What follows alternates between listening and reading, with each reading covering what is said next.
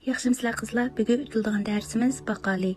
Bunun yeterlik materiallar tuxum 6 tal, şeker 150 gram, suda 9 gram, süt 105 gram, sumay 210 gram, hasal 225 gram, un 435 gram, İçiga selish uchun yong'oq meg'zi 200 gram, yuzini bezash uchun 40 gram shilingan yong'oq meg'zi. Hali aralashmasini qo'yish uchun muvofiq lisqa may qog'oz qo'yib tayyorlab olamiz. Aparatimizga 6 tal tuxumni chiqib tayyorlab olamiz.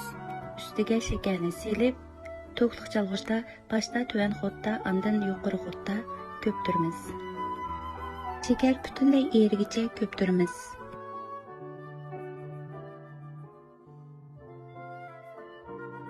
Ondan sudani selib, bir qur aralashtirib etib, yana davomli ko'ptiramiz. Bu mashg'ulotimiz tugagandan keyin sumayni qo'yib, bir oz aralashtirayotgandan keyin boshda tuvan xotda, ondan yuqori xotda ko'ptiramiz.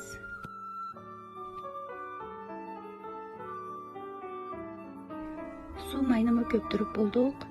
Endi hasilimizni selib, davomli ko'ptiramiz.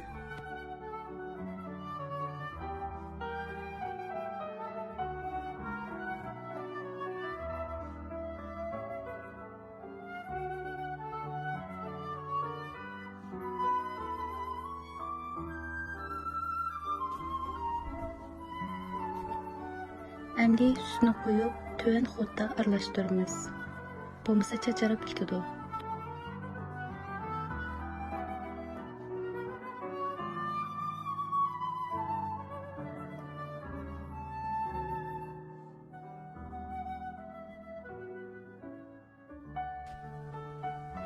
Endi unimizning hammini selib, boshda tuvan xotda aralashtiramiz.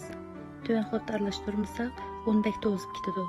Ondan yuqori xotda ko'ptiramiz. Unimizni qo'yganda ko'ptirish aparatimizning beqillarida uni qolib qoldi. Uni paloq bilan pastga tushirib, yana bir oz ko'ptiramiz.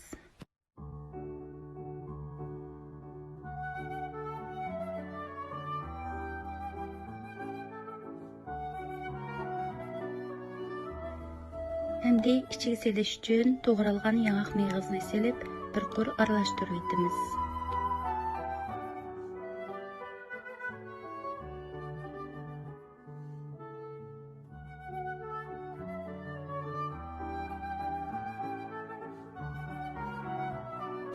Aralash bo'lgandan keyin paloq bilan ostidan ustiga qilib, pastda o'ltirishib qolgan unlarni tekshir aralashtiramiz.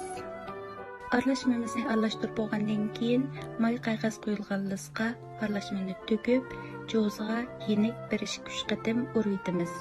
Ichidagi yelni chiqarish uchun. Mashg'ulotimiz sal tezroq bo'lishi kerak. Bo'lmasa yong'oq meg'zi pastda o'ltirishib qoldi. Ondan shilingan yong'oq meg'zini باقالىنىڭ yuziga tekshir chachimiz. Yaxshi ko'rsanglar, oq kunjut sepsanglarmi, texmi chiroyli bo'ladi.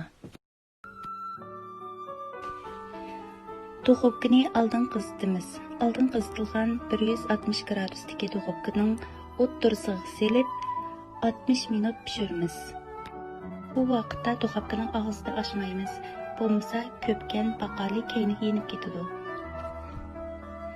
Vaqt to'shqandan keyin inchikka zig'cha bilan باقالىlarimizga sanjib boqamiz. Zig'chaga hech nima yuqmagan bo'lsa, باقالى pishgan bo'ladi. باقالىni listdan chiqarib, girvaklarini ajratib, dum ko'mtirib qo'yamiz.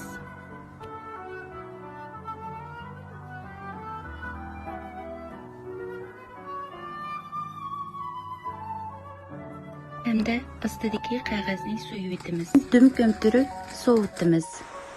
باقالىlarimiz pishib chiqdi. Ko'ptirga salmay turibmi? Shunda yaxshi ko'pdi-ya. Bugungi dars tamom.